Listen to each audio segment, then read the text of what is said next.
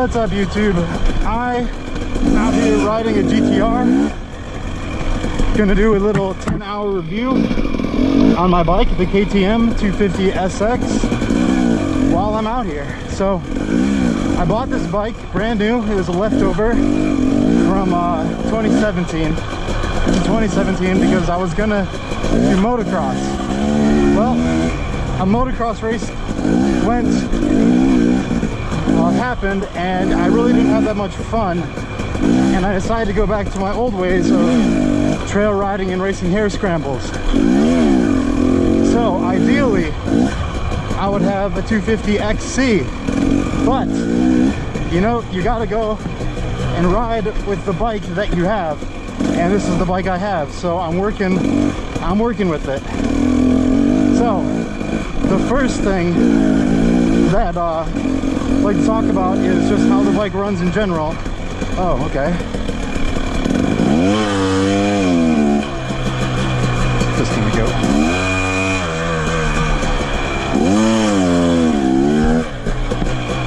Let's just turn around here.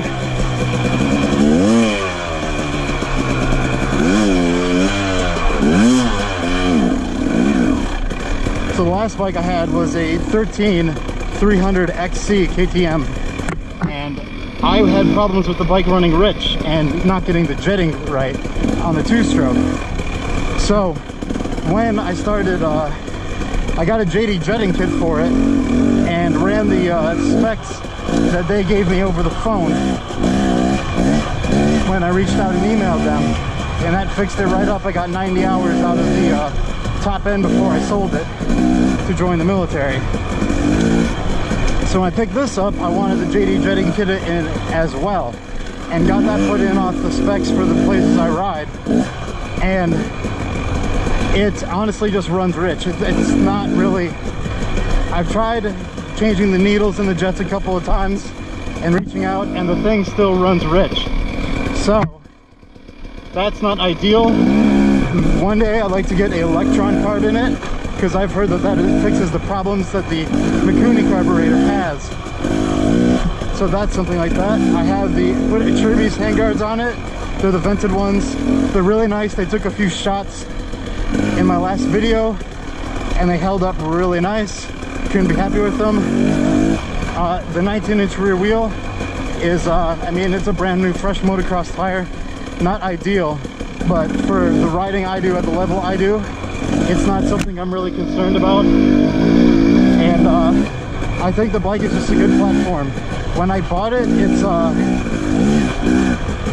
lots of KTM guys will know that about the power valve springs. I put in the green power valve spring on the bike, and that tamed it out, and I went up one tooth on the front. So I took a lot of the hit out of the bike, and it's definitely more manageable to ride now, and that really helped it out. It still, you know, raises the front tire even in third gear on flats when you go and are heavy on the throttle, and I think that it's a extremely manageable engine package, even though it has the closed transmission and can work well in the woods. Now, it's not ideal, but once again, nothing, I mean, for these types of trails, you don't really need, you know, the 6 days edition 300 XCW TPI or a straight up woods bike. You can take a motocross bike, save $1,000, and then as you are going and determining your own personal needs for how you ride, accessorize that way. While a con of the SX is that there's no electric start, and when you get tired and you start stalling the bike more, that becomes very annoying. But that's something that is right on the rider, not on the motorcycle. Protection wise, it doesn't have radiator guards or anything like that, or heavy duty radiators. That's something to look at. Let's see, what else? Let me just think a second. This is a nice flowing trail. Hopefully there aren't any GNCC pros out there to go and run into me, but I don't think so. There's probably a race this weekend. So the bike weighs 211 pounds dry. So it's a very flickable light bike if you're interested in using it as a wood weapon or on a motocross track. Like I said, I'm not a motocross guy. I'm not going to talk about it there, but I can speak on how this bike handles in the woods.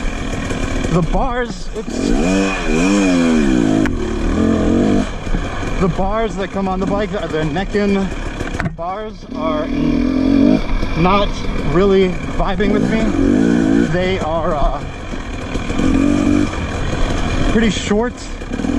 They're pretty swept back.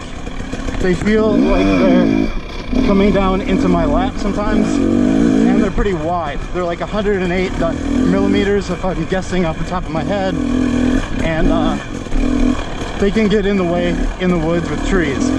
So that's something to look at with when you start getting more serious about racing, or if you're in an area that has lots of trees. Haven't run into it yet, just waiting until, if I do have a tip over that bends them, I'm gonna go with more woods friendly bars. Oops. The suspension on it is the air forks in the front. It comes with the pump that you can use to change the PSI. It's a really good system. A lot of people are hesitant about air forks, but I am a big believer in them. I would buy another bike with air forks, and it's very manageable, friendly suspension. So once again, I've got 10 hours on the bike.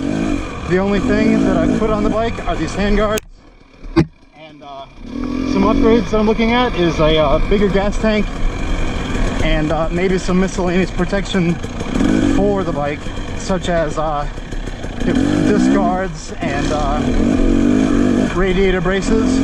But overall, I'm very happy with the bike. As a platform, it has plenty of power. It dials in at 47 horsepower with the standard pipe and silencer on it. It's light. I think that you can't go wrong riding it, and thank you for listening.